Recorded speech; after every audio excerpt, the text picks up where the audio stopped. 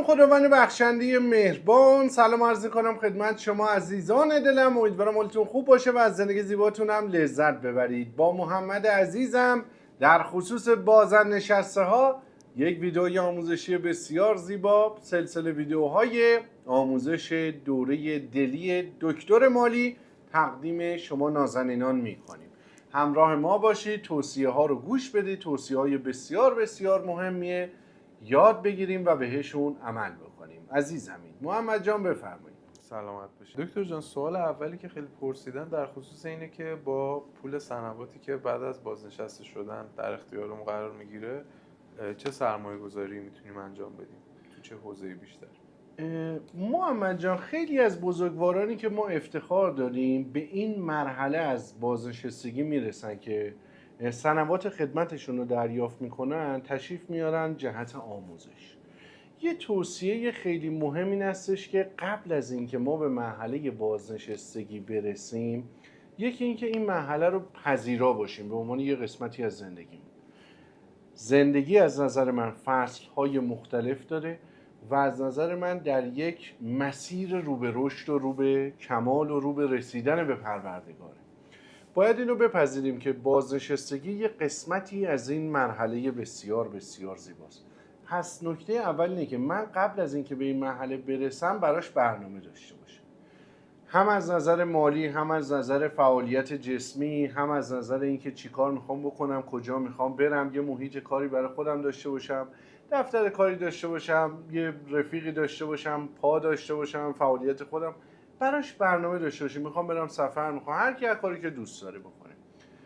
از نظر سطح سواد و دانش و تسلط و مهارت هم به گونه‌ای باشیم که ما سنوات خدمتمون رو که نتیجه 35 سال زحمتمون هستش بتونیم یه کار درست باش بکنیم.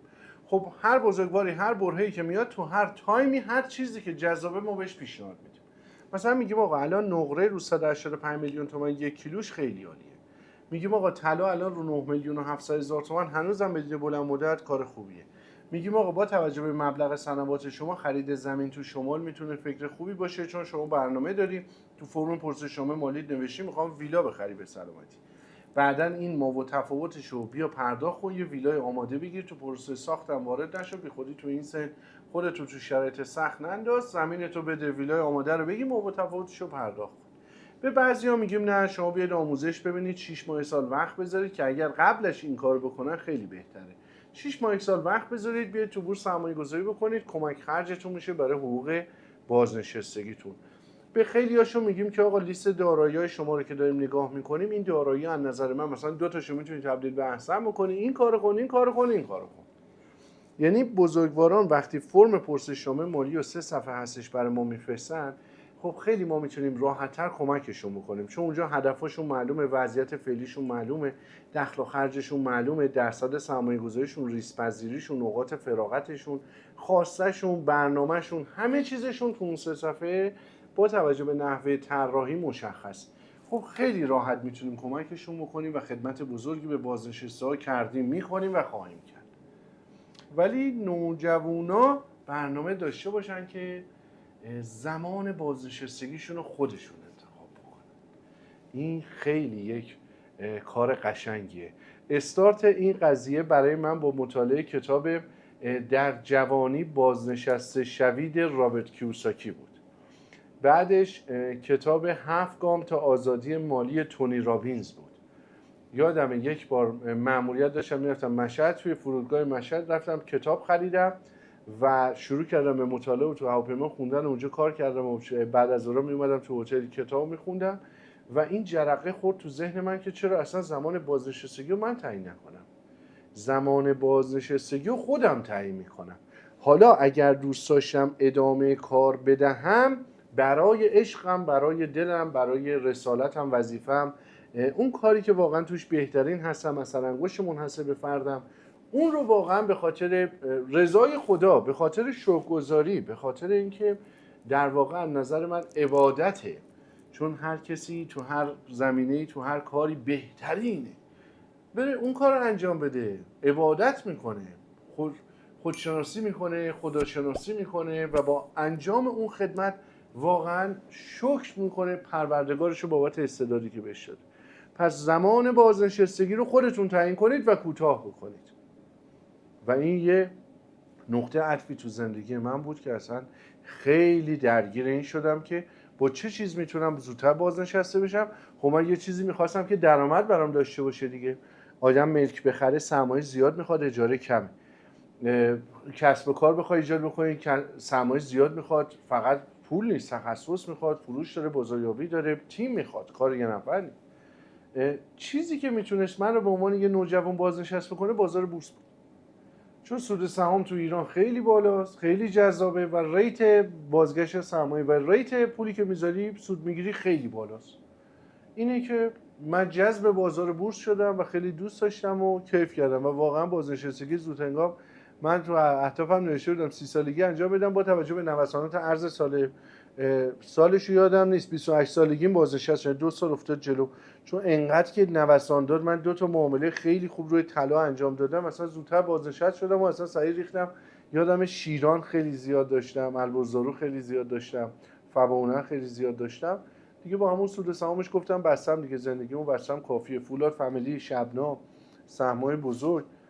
و یه روز با پدرم صحبت میکردیم توی سخت جات خالی دوستایی داشتیم راه میرفتیم، گفتم پدرم من اینقدر سرمایه دارم و اینا چیکار بکنم؟ گفت بریز درصدی بشو. گفتم یعنی چی درصدی بشم؟ گفت یعنی تعداد سهام خیلی سنگین یه شرکت رو بگی درصدی نگه دار، مالکیت نگاه کن، اینقدر دنبال خرید و فروش نوسان. این مون تو ذهن من که من باید درصدی بشم. آرزون بود. توی شرکت خیلی کوچیک، توی برهه کوچیکی درصدی هم شدم. بعد ازش اومدم بیرون، 1.5 درصد شرکت رو گرفتم. بعد اومدم بیرون، مثلا این کار اشتباهه. توی شرکت بزرگ آدم باشه، حالا در اسم شخص حقیقیش حالا اونجا باشه یا نباشه مهم نیستش.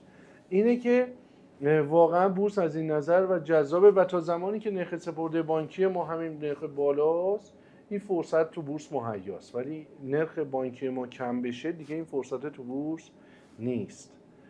جالب بگم آخرین مقاله‌ای که دیشب میخوندم بیشترین میزان سرمایه کسایی که تو امریکا زندگی میکنن تو سهامه.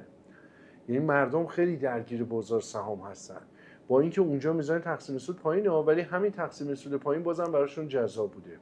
ولی اکثر کشورهای توسعه یافته چون درصد تقسیم سود پایینه، مردم یه درصد کمتری از دارایی‌هاشون اختصاص میدن به سهام. به صورت میانگین تو کشورهای اروپایی مثلا تا 20-25 درصد دارایی افراد تو سهام بود، ولی برای امریکا درصدش خیلی بالاتر بود.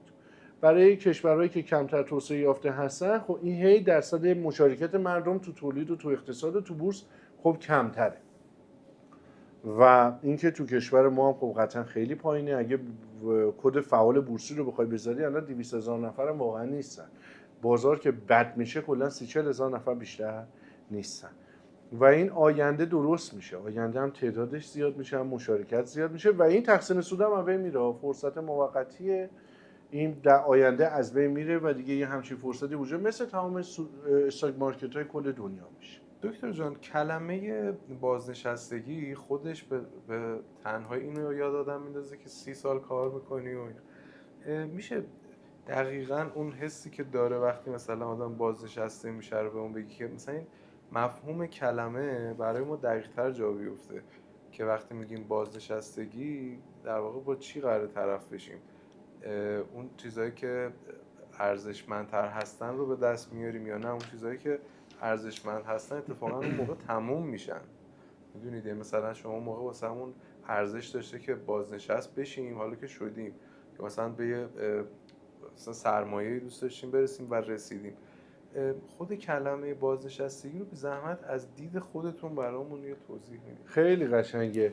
سقراط میگه آقا وقتی که میخوای بشینی با یکی صحبت بکنی اولین کاری که باید بکنی اینه که راجع به مفاهیمی که در کلماتی که میخوای به کار ببری، مفهوم کلماتی که میخوای با هم دیگه به کار ببری، باید ابتدا برای هم دیگه تعریف بکنی که مثلا آقا دوست دارم یعنی چی؟ من خوشبخت میخوام بشم یعنی چی؟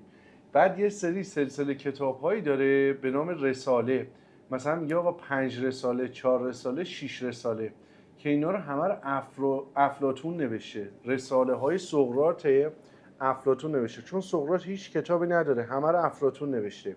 اعتقاد به نوشتنش خیلی قشنگه. مثلا راجع به دوست میاد صحبت میکنه، یا اون کتاب معروف ضیافت افلاطون که اون تماما مربوط به سقراط هستش، اون تماما راجع به عشقه که اصلا عشق چیه. خلاصه این کلمه بازنشستگی تو رساله‌های سقراط نبوده و کمتر راجبش صحبت شده، به خاطر اینکه من فکر میکنم که نظام زندگی دنیا رو این بیس قرار گرفته که خیلی آدما به اینجور چیزا فکر نکنن، در جریان زندگی باشن یهو باش روبرو بشن و تعداد افرادی که روی این زمینه کار میکنن و در نوجوانی و زود هنگام به این مسئله میرسن کمن و نمیخوایم هم تعداد افراد زیاد بشه، چون اون نظام و بیس فکری که برو دانشگاه، برو کار کن، برو بیمت رو بده 30-35 سال، این یهو همه چی رو به هم میرزه، این ساختار چرخش و گردش رو به هم میرزه. در صورتی که به نظر من اگر ما بیایم تعریف درستی از این قضیه بذاریم و بازنشستگی رو از دیدگاه خود شخص من بیایم نگاه بکنیم، خیلی قشنگ میشه، هم برای اقتصاد هم برای اون بیسی که گذاشتیم میتونه بهتر بشه. حالا از نظر بنده بازنشستگی یعنی به مرحله‌ای برسی که خودم تعریف خودم اینه و خودم بهش رسیدم، بی نیاز بشی از کار کردن برای پول. ما میگیم آقا بازنشسته کسی است که به مرحله‌ای رسیده که دیگه از این لحظه به بعد به خاطر پول کار نمیکنه، یعنی مجموع درآمدی که داره کل هزینه‌هایی که داره رو پوشش میده. بازنشسته از نظر بنده کسی هستش که دارایی‌هایی داشته باشه که از محل داراییاش درآمدی داشته باشه که این درآمده خرج زندگیشو بده. میتونیم بگیم که بازنشسته شده. و بازنشستگی برای شخص خود من خیلی قشنگه، چون من خیلی تلاش کردم بهش برسم و رسیدم، خیلی دوستش دارم و حس خیلی قشنگی داره. حتی من اینو بهش گذاشتم که مثلا یه مفهومی که نزدیکش باشه، بهش گفتم که آقا این مرحله از نظر بنده آزادی و استقلال مالیه. آزادی و استقلال مالیه. از نظر من کسی که بازنشسته میشه به آزادی و استقلال مالی رسیده. خیلی لحظه قشنگیه که تو دیگه به خاطر پول نخوای هیچ کاری بکنی. واقعا حس خیلی قشنگی داره. دارایی ها درآمد ایجاد بکنن، بعد هزینه بکنی و داراییات تلاش بکنن، درآمد کسب کنن، تو زندگی بکنی. واقعا زندگی کردن بدون فارغ از مسائل درآمدی خیلی لذت بخشه. بعد حالا چند تا نکته جالب بگم. ما الان خیلی از افراد داریم بسیار بسیار ثروتمندن، این سبک زندگی رو نمیتونن انجام بدن و بازنشسته هم نیستن. همین امروز یه آقای اومده بود با ثروت بسیار کلان، میگفت آقا من اصلا تا حالا به این زمینه فکر نکرده بودم، یعنی همش فکر می‌کردم من بدوام این داراییام بدوم. الان به یه جا رسیدم میگم بابا خسروانی درست میگه، بذار ما وایسیم اینا بدوم ما زندگی کنیم بسه. ببین یعنی افرادی که بسیار ثروتمندن، بسیار موفقن، بازنشست نکردن خودشونو و اصلا انگار وارد مرحله بعدی زندگیشون نمیخوام بشن. شما تا یه زمانی باید بدوی، بازنشست که شدی بعد دیگه باید همش ببخشی، همش فدا کنی، همش نثار کنی. خب این یه مرحله‌ای از زندگی باید سریع بهش برسی. خیلی قشنگه وقتی بهش میرسی، ولی بعضیا نمیخوان اینو بپذیرن. بعد بعضیا هویت خودشون رو تو کار تعریف میکنن، یعنی فکر میکنه مثلا ما الان آمارات داره اینو میگه شما از من بهتر میدونی، آدم بسیار محققی هستی، بسیار اهل تحقیقی، مطالعه‌ای. کسانی که بازنشسته میشن و دیگه کار نمیکنن معمولا عمرای کوتاه‌تری نسبت کسانی که بازنشسته میشن و ادامه کار بهشون میشه، دعوت کار میشه. خب این برای چی باید اینجوری باشه؟ یعنی نپذیرفتی بری مرحله بعدی زندگیت، بابا برو مرحله بعدی زندگیت. و اتفاقا من یکی از کارهایی که میخوام باید انجام بدم اینه که ما خب میدونید دیگه من خودم بازنشسته شدم، به عشق آموزش و رسالت و اینا مجموعه رو راه انداختیم، داریم خدمت آموزش میدیم، ولی به نظرم ما به مرحله‌ای رسیدیم که تو بحث آموزش هم واقعا ما دیگه کم کم باید بازنشستگی رو جشن بگیریم، یک مقدار با تعداد پذیرش دانشجوی کمتر، یه مقدار سبکتر، یه مقدار روی اساتید کار بکنیم، یه مقدار بیایم پرورش بدیم، بیایم کارایی بکنیم که اون بهار جوانی من تو این پشتیبانی رفت محمد. ولی این کاری که ما داریم انجام میدیم واقعا من رسالت وظیفه‌ام و عشقم میدونم، واقعا لذت میبرم، ولی از بابت فشار کاری و نحوه کار ما باید یه مقدار به مرحله بازنشستگی مجموعه آموزشیمون هم برسونیم، به گونه‌ای بشه که تعداد دانشجوها رو محدود بکنیم. نمیدونم حالا هر کاری که بالاخره به کسی هم آسیب نزنیم، هر محروم هم کسی نشه از آموزش، و این سبک و سیاق ادامه دار باشه. من به همه قول دادم تا زمانی که جسمم خوبه و تو اوج میتونم آموزش بدم، پشتیبانی کنم، در جایی باشم هستم. ولی بالاخره عاقلانه اینه که آدم از الان برای یه برنامه داشته باشه که ببینیم کی میخوایم چیکار کنیم دیگه، کم کم بچینیم منچ بازی کنیم و شما سلامت آره باشید. عزیز دل منی. آره بریم سوال بعدی رو. بریم سوال بعدی. اول صحبت رو فرمودید که کسی که بازنشست میخواد بشه باید قبلش به این فکر کنه که توی اون سن چی کار بکنه، چه کارهایی انجام بده و چیا براش لذت بخش. آفرین. یک سریا که فرمودید این کار رو اصلا نکردن، همینجوری هم هی دارن کار میکنن، کار بیشتر. یک سریا هم نه دیگه، بازنشست شدن و رسیدن، خودخواسته هم نبوده ها دیگه، مثلا کارمند بودن و رسیدن به بازنشستگی و این فکر رو نداشتن. علاوه بر اون درگیری هایی دارن تو ذهنشون در رابطه با اینکه حالا چرا اینا رو من قبلا واسه خودم نذاشتم، تعیین نکردم و یه جورایی ذهنشون گیر کرده توی اون دوره.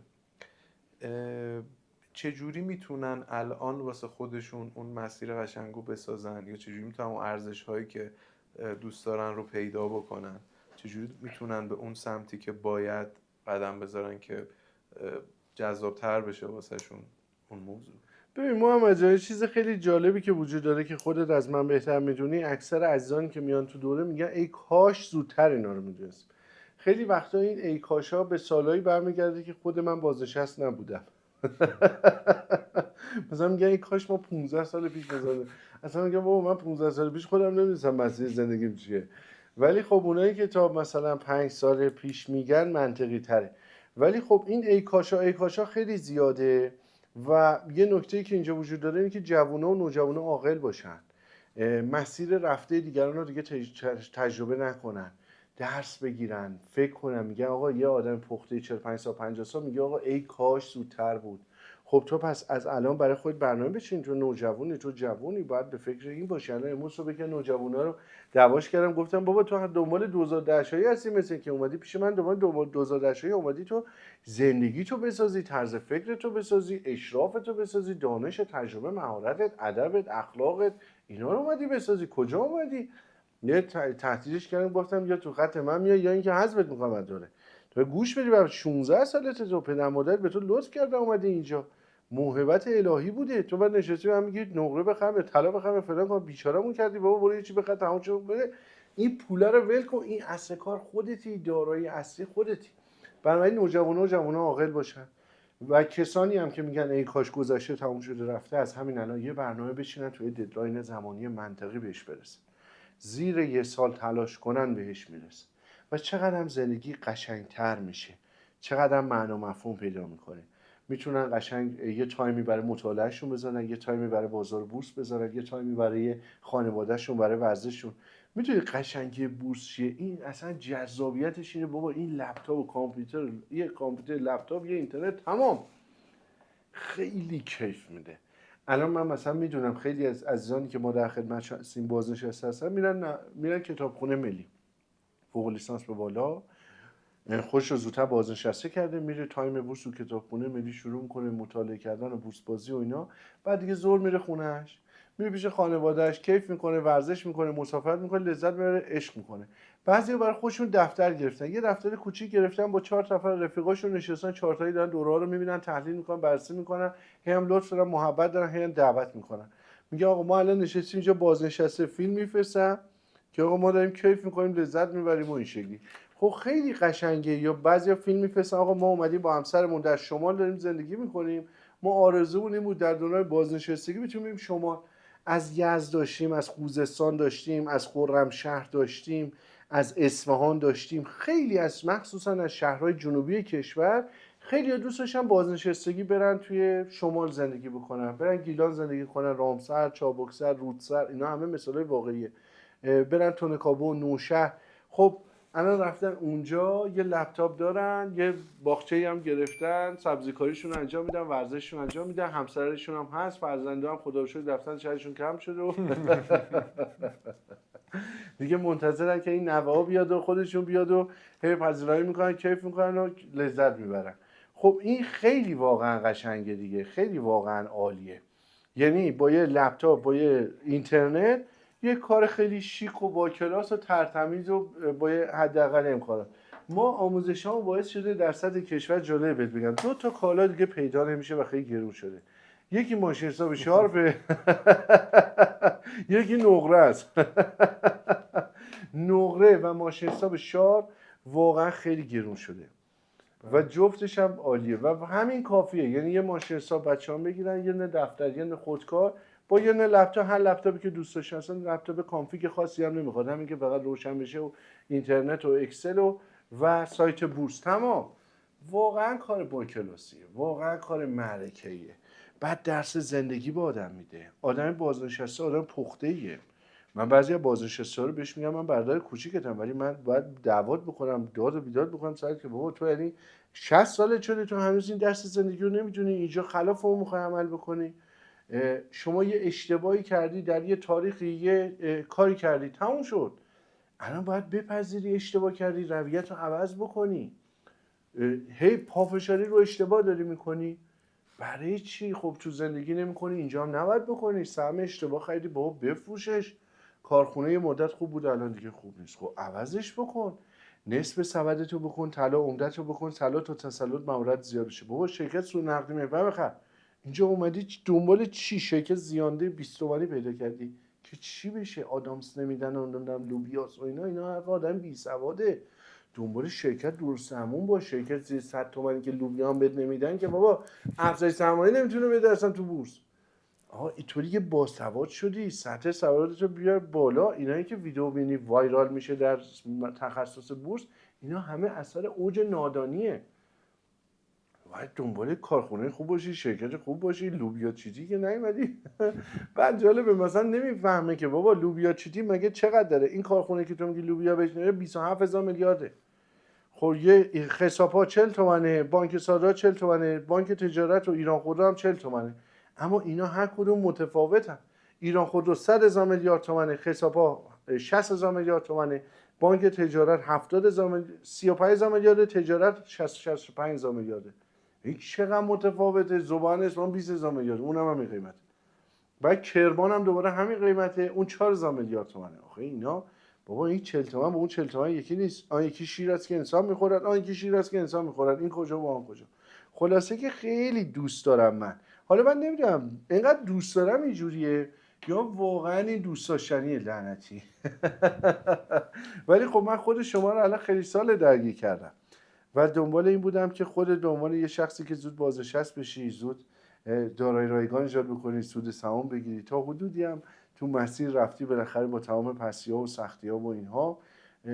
نمیدونم حالا این به عنوان یه محلی به عنوان بازنشستگی که اینقدر جذابه برای من، برای تو بوده خودت یا نه برای خودت اینقدر جذاب نبوده یا چی جوری بوده؟ تو خودت نظرت رو به من بگو محمد. جذاب که خیلی جذابه، به دلیل اینکه این از یه جایی اومده که پشتش پر فکره. خب این کلا چیزایی که خیلی پشتشون فکر شده، زحمت کشیده شده تا به دست اومده. بعد هر کسی این دیدو نداره، یه دید جدیدیه که من خودم روزای اول که اومدم اینجا اصلا خیلی آشنا نبود واسم این چیزا، خیلی اصلا نشنیدم. آفرین.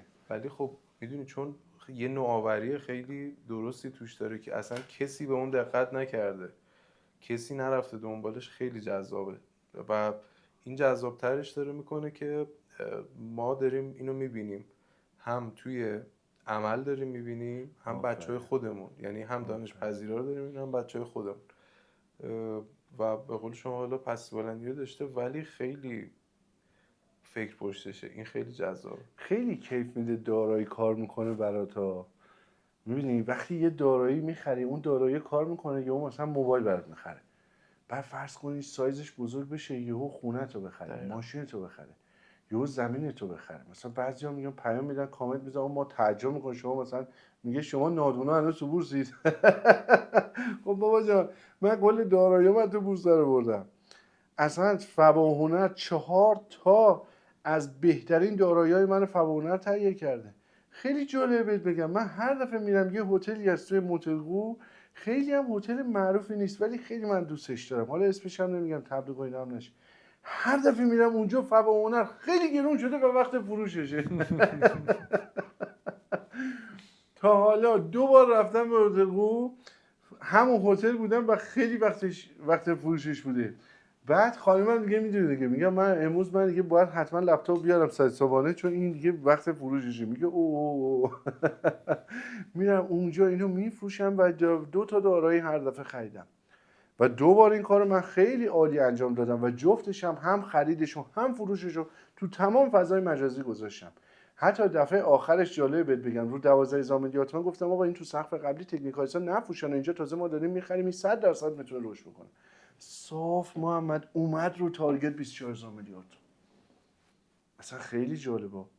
دفعه قبلیش هم باز دوباره همینطوری شد. اون دفعه هم دوباره از تقریبا فکر میکنم 9,000 میلیارد تومان رفت وایساد رو 17,000 میلیارد تومان. دوباره دفعه قبلیش بهت بگم از 4,000 میلیارد تومان رفت وایساد رو 8,000 میلیارد تومان. یعنی رو این چارت نمودار فوانه که این 3 بار تا رشد خوب داشته و اصلاح داشته، من هر دفعهش گرفت کرد. رو همین 2 تا اخیر بهت میگم 4 تا داراییمو خریده. بابا چه شرکتیه، چقدر عالیه، چقدر مگه من میخواستم مثلا گزارش مالی تهیه کنم، حسابرسی، حسابداری، برو مالیات، بیا بیمه. بعد یه چیز جالب بهت بگم، این تیکشو بذارید برای مالیچیا. بابا من دلم برای این مالیچیا میسوزه به خدا. صبح تا شب میرن تو این شرکت ها کار میکنن، ترازنامه سود و زیان، یادداشت‌های توزیع، حسابرس، بازرس، ممیز، سر و کله این گزارش مالی اینقدر برای دیگران میدونن برای خودشون نمیدونن. بابا به خدا دلم براشون میسوزه. یعنی خودشون برای خودشون یه گزارش مالی تهیه نمیکنن، یه صورت مالی تهیه نمیکنن. خود حسابرس شریک مؤسسه است، خودش رو رسیدگی نمیکنه، خودش رو حسابرسی نمیکنه. یه تحلیلگره خودش یه گزارش مالی خودش رو نمینویسه، یه تحلیل رو خودش انجام بده. مالیچیا واقعا افسوس میخورم که چرا اینقدر دارن برای دیگران کار میکنن، برای خودشون هیچ کاری نمیکنن. بودجه برای همه تهیه میکنن، برای خودشون تهیه نمیکنن. سهام برای همه، شرکت سرمایه گذاریه، سهام برای همه میخره، خودش سهام نمیخره. آدم واقعا ناراحت میشه. ببین کسانی که حسابدار رسمی بودن، دکترای حسابداری داشتن، ارشد بودن، هیئت مدیره بودن، مدیر عامل بودن، پست و مقامای بالا تو دوره ما اومدن ترازنامه رو میفرسته میگه افسوس های خسروانی. من این همه سال دویدم برای این شرکت‌ها، برای خودم ندویدم. فقط خونه ماشین بهتر. هی خونه رو بزرگ کرده، هی محله رو آورده بالاتر، هی ماشین و مدلش رو بالا کرده، هی سایزش و برندش رو بهتر کرده. همین. یهو به خودش اومده دیده 35 سال گذشت، 3 تا ماشین داریم، 2 تا خونه، حالا کاسه چک کنم گرفتیم دستمون. حالا بابا مدیر بودی، حسابرس بودی، حسابدار بودی، معاون مالیه داری بودی، مدیر مالی بودی، خب پیر شده 35 سال به خودت هم توجه می‌کردی. یعنی متوجه نشدی که جریان سودسازی تو شرکت ها از دارایی به سود و زیانه. 35 سال متوجه نشدی این همه گزارش مالی تهیه کردی. خودشون گزارش مالی میفرستن، جریان وجه نقد از صورت سود و زیان به ترازنامه است. یعنی خودش بدوه هست، ندوه نیست. خیلی ناراحت میشه. دلم واقعا برای مالیچیا میسوزه. دلم برای تمام کسانی که رشته حسابداری حسابرسی دارن کار میکنن میسوزه. مخصوصا حسابرسا خیلی زحمت میکشن و سطح سواد ما در بازار سرمایه از طریق مطالعه گزارش حسابرسی -1، اصلا 0 هم نیست، منفیه. یعنی در آموزش بورس یکی از کارهایی که ما تحول ایجاد کردیم و تاکید کردیم و از سال 99 تا این فرآیندسازی میکنیم، نحوه مطالعه گزارش حسابرسی. آقا اهمیت به گزارش حسابرسی. گزارش حسابرس واقعیت رو بهت میگه. حسابرس زحمت کشیده، هزینه‌شو شرکت داده، اگه سهامدارشی تو هم هزینه‌شو، اینو استفاده کن. اصلا کلا فرهنگش نبود، هیچ کم استفاده نمیکرد. خیلی بامزه است. خیلی تاکید رو این موضوع داریم و من قدر حسابرسا رو میدونم. بسیار کارشون سخت، اساتید نازنین من، همکارای نازنین من، ولی متاسفانه هوای خودشون رو ندارن و یک عمر میگذره و نتیجه‌ای هم حاصل نمیشه و دیر اینو میفهمن و این خیلی بدیه. من دوست دارم همه حسابدارا، همه مالیچی‌ها فارغ از مسائل مالی واقعا کار کنن، چون خیلی کار مالی سخته، خیلی پر استرسه، خیلی پرفشاره، خیلی سخته. دقیقاً. اتفاقا یه چیز جالب حالا منم تعریف کنم. چند روز پیش اسنپ گرفتم، با طرف صحبت کردم و کارش حسابرسی بود. ازش پرسیدم که سرمایه گذاری میکنید خودتون، مثلا اینا رو شما دیگه خودتون چون این کار انجام میدید قطعا میتونید راحت بخونید. گفت نه اصلا کار ما این نیست، ما مثلا کار بعد من گفتم که مثلا من توضیح دادم که چجوری میشه و خیلی واسهش جالب بود که چرا من بهش فکر نکرده بودم. یعنی مثلا احتمالا اون آدم الان دنبال این کار افتاده که انجامش بده. نوجوان بود نه؟ نه زیاد جوون نبودن ولی مثلا پیرم نه میان سال بودن. و موضوع بعد این که این موضوع بازنشستگی کلا ایجاد درآمد غیر فعال انقدر یه چیز تمیز و شیرینیه که به هر کی هم میگی فکر میکنه مثلا احتمالاً یه دروغی توش هست، یه جاییش مثلا نشدنیه، مثلا همه یکم گارد میگیرن مخصوصا جوانترا، حالا نمیدونم به خاطر چیه یه گاردی دارن جلوش. من به هر کی من خودم دارم میبینم دارم انجامم میدم و میگم همه اینجوریان که نه بابا این که اصلا چیزی نمیشه. خب ببین چون اتمسفر فکری دنیا این نیست دیگه. و این برنامه‌ریزی کل کشورها تو کره زمین این نیست. میگه بازنشست بشه چیکار کنه؟ ببین ما میگیم آقا بازنشست بشه و برو دنبال کار مورد علاقت، نمیگه برو تو پارک منچ بازی کن که.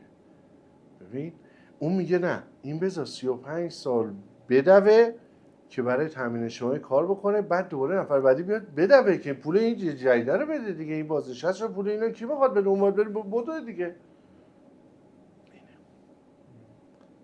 این کل کره زمین این اتمسفر نیست و این توانایی توسط هر کسی میسر نمیشه. واقعا باید زحمت بکشه و بچه‌هایی که میان تو دوره آموزشی واقعا باید تغییر بکنن.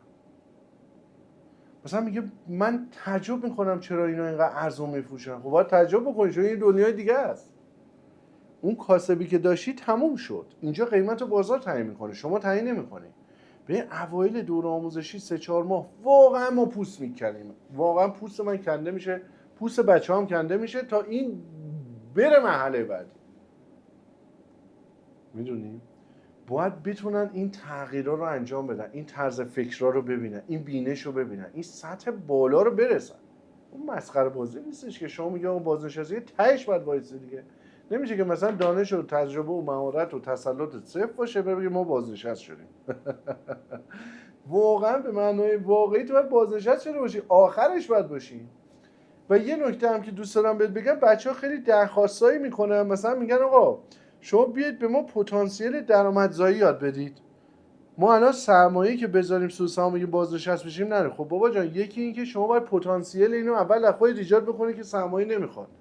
دوم این که شما باید اون ظرفیت و اون مهارت و اون دانش و اون تجربه رو با مبلغ کم شروع بکنی، از نظر فکری و ذهنی و تسلطی و مهارتی به اون مرحله قشنگ برسی، بعد واقعیت زندگی بیاد. اگه پول کلام بهت بدن که صفر کردی که. مطلب بعدی این هستش که بابا ما یه کار تخصص داریم تهشیم آموزش میدیم. ما هر چیزیه که نمیتونیم آموزش بدیم که. بنده از نظر حرفه حسابداری منگنه و پانچ زدن تا بالاترین رده سازمان کار کردم. گفتم آقا دوره حسابدار نخبه برای کسی که بیاد بره سر کار کوچش میکنم، همراهش میکنم تا زمانی که زنده. هر سوالی مشکلی داشت مرتبه علمی هی بیاد بالاتر، حقوق بالاتر و داریم انجام میدیم. کار دیگه ایمون بلد نیستیم ما بخوایم انجام بدیم. بنده نه کاسبی کردم نه چیزی، اصلا نه میخوام بکنم نه کار دیگه از انجام دادم. بنده کار حسابداری انجام دادم، پروژه مالی گرفتم، دستمزد بالا گرفتم، ریختم تو سهام، بازنشسته شدم. همینو آموزش میدیم. تو چارچوب کاری که به انتهاش واقعا رسیدیم میتونیم آموزش بدیم. نه اینکه مثلا بنده الان رفتم مثلا 3 تا ویلا ساختم شما بگم آقا آموزش ساخت و ساز ویلا.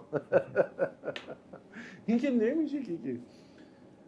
من رفتم مشارکت کردم یا مثلا ساختمون سازی مشارکت کردم با رفیقم، یا مثلا نمیتونم بگم دوره آموزش مسکن بذاریم ما که آخه بابا جان اینکه نمیشه که. این تخصص میخواد تو واقعا تو مسکن باید بازنشسته شده باشی، تهش باید باشی. تو بورس من میتونم بگم آقا من بازنشسته شدم و میتونم آموزش بدم چون چیزی برام نیست که ندونم. گزارش مالی کدال باز کن جیک و بوکشو برات میکشم بیرون و آموزش بهت میدم. ولی خارج از اون نباید عزیزان درخواستای غیر منطقی هم داشته باشه. من اینکه ما مجموعه آموزشی هستیم، عشقمون هم آموزش، نه سبدگردانی کردیم نه میکنیم نه خواهیم کرد، نه کارهای عجیب غریب کردیم، نه سیگنال نمیدونم چی بشه مهمانی بشه. هر کسی میخواد تو دوره ما بیاد باید برای آموزش بیاد. توصیه‌های تاپ بازار هر هفته تو هفته نامه تقدیمشون بشه. مثلا نیاز نیست بیان دوره آموزشی. هر هفته یه سهم تاپ بازار رو بهشون معرفی میکنیم، اون گل بازار که تا آخر سال که هیچی تا ابد میتونه نگهش داره به شرطی که شرکت خوب بمونه. ولی آموزش سختی داره، تلاش میخواد، زحمت میخواد. 150 ساعت 200 ساعت باید بذاری، 6 ماه تا 1 سال باید بدوی دنبالش. تازه به خدا خیلی گل زدیم ما اینو اینقدر کوتاه کردیم. خیلی تلاش کردیم که توی مثلا 80 تا ویدیو طرف میرسه به تحلیل صورت جریان وجه‌نقد. مثلا تحلیل صورت جریان وجه‌نقد شما دکترای حسابداری هم باشید تو دانشگاه بهت یاد نداد. ارشد و دکترای حسابداری اقتصاد مدیریت مالی بلد نیستن خیلیاشون، چون میان تو دوره یاد میگیرن. سطح دوره اینقدر بالاست، باید زحمت بکشی دیگه. و میان عزیزان میگن ما 5 میلیارد داریم، ما چی بخریم بازنشست؟ خب نمیشه دیگه. این میشه ماسمالی کردن. پس آنکه چیز بخواهد جور هندوستان کشد. چی باید میخواد؟ طاووس میخواد جور هندوستان بکشد. در آخر دکتر جان یک توصیه اگه بخواید بکنید برای جوونا که تازه دارن مسیر رو شروع میکنن، ان شاءالله میخوام به بازنشستگی، حالا چه زود هنگام یا نه همون 30 سال دیر هنگام برسن لطفا. محمد جان، من توصیه که میکنم پیرامون دیدگاه هم نسبت به زندگی، که زندگی یک مسیر رو به رشد و رسیدن به خداست. برای هر مرحلهش برنامه داشته باشن و بازنشستگی رو در تمام زمینه‌های زندگیشون داشته باشن. یعنی برای ورزششون برنامه داشته باشن، به مرحله بازنشستگی در ورزش هم خواهند رسید ناچارن، باید بپذیره. ولی تا اونجایی که من میتونم به جسمم توجه بکنم، ورزیده بکنم، عضلاتم و مسائل جسمیم رو تا اون طول زندگیم که دارم زندگی میکنم یه جسم خوب داشته باشم، واقعا در دوران بازنشستگی و هر چیزی به دنیا میاد اوج میرسه افول میشه. پذیرا میشوی آیا؟ اینو بپذیرم. من تو زمینه غذای ذهن بازنشستگی نداره واقعا. شما تا ابد باید دانشجو بمونی. در زمینه رشد شخصیتی بازنشستگی نداره. در زمینه رسیدن به رشد و کمال شخصیتی بازنشستگی نداره. یه سری جاها بازنشستگی رو زندگی بر ما تحمیل میکنه، یه سری چیزا کلا بازنشستگی نداره. مثلا اینکه میگه آقا من مثلا کتاب خوندم دیگه نمیخوام کتاب بخونم، بازنشست شدم. نمیدونی که مثلا عشق به خدا بازنشست شده. آخه میتونی هم حرف بزنی بابا تو اصلا هر چی غرق تنها چیزی که کیف میکنی، فقط تشنه‌ای. خب یه موقع از شما بازنشستگی توی سری روابطت متاسفانه به جبر زندگی میاد، پس لذت ببر، کیف کن، قد بدون. بازنشستگی در انتها رسیدن یک رابطه ممکنه باشه، یه عزیزی ممکنه باشه، یه جایگاهی ممکنه. از هر چیزی هر لحظه داریم قد بدونیم، تلاش بکنیم، آماده باشیم و همه زمینه ها رو داشته باشیم. وقتی به بازنشستگی زندگیمون رسیدیم، ترازنامه زندگیمون فقط مسائل مالی نباشه، ترازنامه رابطه عاطفی خوب باشه، رابطه با فرزند خوب باشه، خدمت به پدر مادر باشه، خدمت به خودت، خدمت به هموطنت، همسایت، کشورت، مردم کره زمین، به همه. یعنی خودت پیش خدای خودت، پیش جسم خودت، پیش ذهن خودت، پیش روح خودت واقعا راضی باشی و شکرگزار باشی و به معنای واقعی درست زندگی کرده باشی. قدر داشتهات رو بدونی، قدر لطف الهی رو بدونی، با خدا رابطه بسیار بسیار خوبی داشته باشی و واقعا تسلیم بشی. یعنی بگی خدایا من این تایم رو داشتم، این تلاش رو کردم، به این مرحله هم رسیدم. الان اگه بازنشستگی عمر منه، جون منه، عشق منه، زندگی منه، خانواده منه، من پذیرا میشم. چون من قدر اینا رو دونستم و این اصل رو میپذیرم و الان وارد مرحله بعدیش میشم. حتی اگه بازنشستگی جسم خود منه. عملکرد درخشان، نه فقط مالی، تو همه زمینه ها.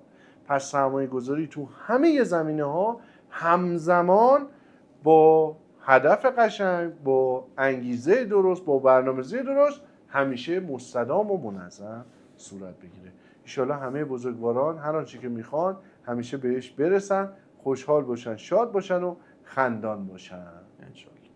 عزیز دلمی تا ویدئوی بعدی مواظب خودتون باشید. هر سوالی، هر مشکلی داشتید برای ما کامنت بفرمایید. دغدغه مسئله مالی دارید بفرمایید، ما در این دوره آموزشی دکتر مالی بهش خواهیم پرداخت. بفرمایید که دلتون میخواد محمد رو ببینید یا نه. پیر بشید الهی عزیز دلم.